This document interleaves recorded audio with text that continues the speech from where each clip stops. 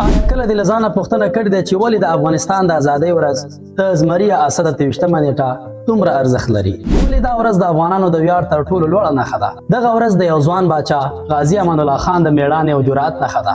د هغه د ارادې په برکت افغانستان په 1919 کال کې وتوانید چې د نړۍ پر مخ د یو بشپړ خپلواک هیواد په توګه ودرېږي.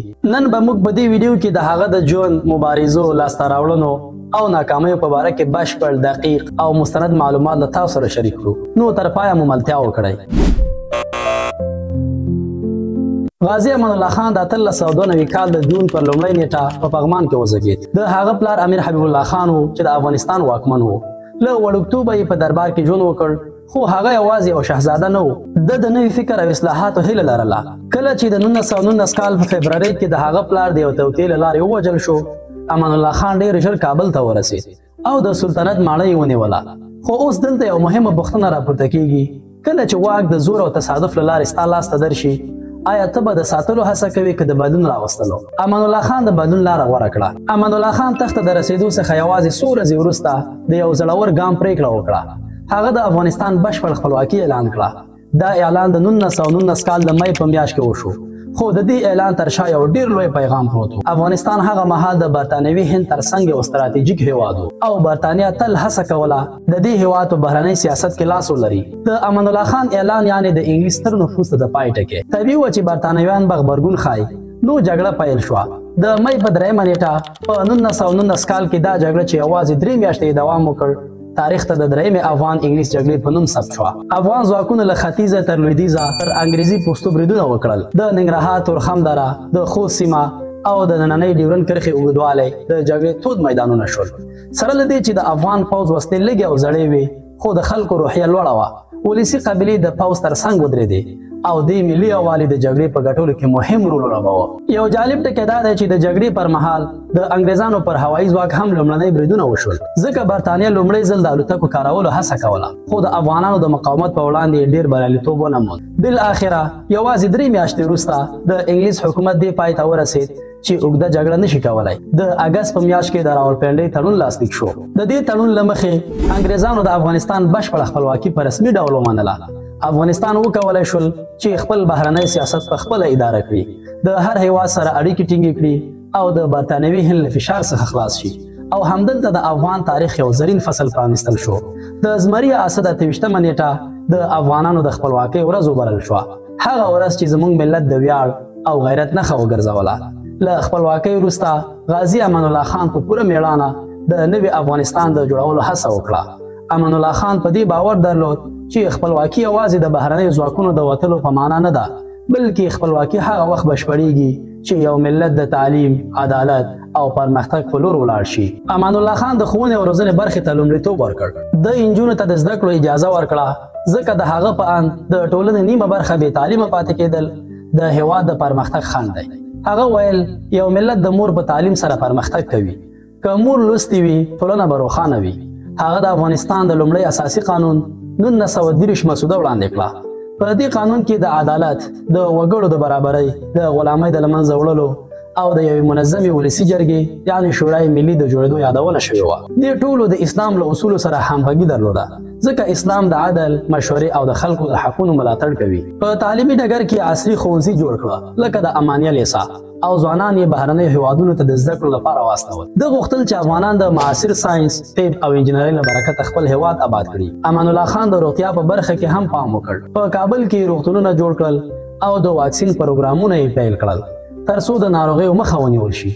دا د خلکو د ژوند د ښه والي لپاره یو مهم ګام و. په ښار جوړونه کې د کابل لپاره د پرمختګ پلانونه جوړ کړل، لکه د دارالامان ماڼۍ د جرمني انجینرانو په مرسته جوړه کړه، چې نن هم د هغه د لید یوه نښه ده. ده غوښتل چې کابل د یوې نوې، منظمې او آبادې پلازمېنې بڼه واخلي. خو همدلته یوه پوښتنه راپورته کېږي، کله چې یوه ټولنه ډېر ژر له خپل دودیز ژوند څخه یو دم نوي بدلونو لور ته بیایي، آیا خلک یې زغملی شي او که نه؟ په دې اړه مو حتما نظر را سره په کمنټ کې شریک کړئ. خو غازي امان الله خان په دې لویه ازموینه کې د خپل وخت پر وړاندې ودرېد. ده غوښتل یو خپلواک، اسلامي او پرمختللی افغانستان جوړ کړي، داسې هېواد چې د نړۍ په منځ کې د ویاړ ځای ولري. خو متاسفانه د دې هر څه په وړاندې په 1928 کال کې د داخلي نارامۍ څپه ډېره پراخه شوه.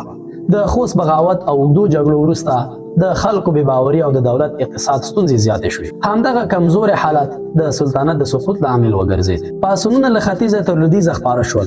د غزني، لغمان، ننګرهار او شمال سیمې په یو بل پسې د مخالفت ډګر ته راووتې. قبایلي مشران، مذهبي عالمان او د امان الله خان د اصلاحاتو مخالف ځواکونه سره یوځای شول. په همدې ګډوډۍ کې یو مهمه څېره راپورته شوه. حبیب الله کلکاني چې خلکو به د بچی سقاو په نوم یادوه. هغه له یوې غریبې کورنۍ و، خو د خلکو د ناراضۍ او د سلطنت د کمزورۍ څخه یې ګټه پورته کړه. دی د شمالي سیمو له جګړه مارو سره یوځای شو. منظم پوځ یې جوړ کړ او ورو ورو یې د کابل پر لور پرمختګ وکړ. په 1909 کال د جنورۍ په لومړیو کې د حبیب الله کلکاني ځواکونو کابل ونیو. غازي امان الله خان چې نه غوښتل نور د افغانستان د خلکو ترمنځ د وینې تویېدنه دوام وکړي، د جنورۍ په 14مه نیټه له سلطنت څخه خلاص واخیست. لومړی کندهار ته ولاړ، خو کله چې هلته هم د پاڅونونو څپه خپره شوه، مجبور شو چې هند ته واوړي. وروسته بیا اروپا ته لاړ او تر مرګه هماغلته پاتې شو. یو جالب ټکی دا دی که څه هم امان الله خان له واکه لرې شو، خو نوم یې د افغانستان د خپلواکۍ د اتل په توګه پاتې شو. د هغه هڅې د خپلواکۍ، تعلیم، پرمختګ او اساسي قانون په برخه کې لا تر اوسه د افغانستان په تاریخ کې د بدلون د یوې مهمې مرحلې په توګه یادېږي. خو وروسته له دې چې غازي امان الله خان د واک نه لرې شو، پاتې ژوند یې د تبعید په حال کې تیر شو. هغه په اروپا کې ژوند کوه، لومړی په هندوستان او بیا سویس ته لاړ او د ژوند تر پایه همالته پاتې شو. غازي امان الله خان د افغانستان د بیا لیدو ژوره هیله لرله، خو سیاسي او ټولنیز شرایطو ورته د دې اجازه ورنه کړه چې یو ځل بیا خپل وطن وویني. هغه د خپل وطن د پرمختګ، تعلیم او عصري قوانینو یادونه تل په زړه کې ساتله او د هغه لید د یو بدلون غوښتونکي او پرمختګ خوښونکي باچا په توګه یادېږي. امان الله خان په 1980 کال د اپریل پر 15مه نیټه په سویس کې ومړ. د هغه د وفات وروسته جسد یې افغانستان ته راوړل شو او د جلال آباد په شاه محمود غازي هدیره کې خاورو ته وسپارل شو، ترڅو د هغه د هېواد سره د مینې نښه پاتې شي. یوه جالبه او ژوره پوښتنه چې تر اوسه هم پر ځای ده دا ده، له دې ټولو هڅو، اصلاحاتو او قربانیو سره سره آیا موږ غازي امان الله خان د ناکام باچا په توګه ګڼو که نه؟ همداراز د هغه ژوند او مبارزه موږ ته ښایي چې ځینې وختونه د تاریخ لوی بدلونونه د خلکو د چمتووالي تابع وي. په پای کې د غازي امان الله خان نوم د افغانستان په تاریخ کې د خپلواکۍ، عصري فکر او د وطن د خدمت یو روښانه سمبول پاتې شوی دی. هغه هڅې چې هغه د تعلیم، عصري قوانینو او د وطن د ودې لپاره وکړې، حتی که په وخت کې ټولې موخې نه وي ترلاسه شوې، د افغانستان د مدني او ټولنیزو پرمختګونو له لارې د پرانیستلو لپاره مهمې ګڼل کیږي. نن چې موږ د زمري اسد 23مه لمانځو، د غازي امان الله خان نوم له ویاړ سره اخلو.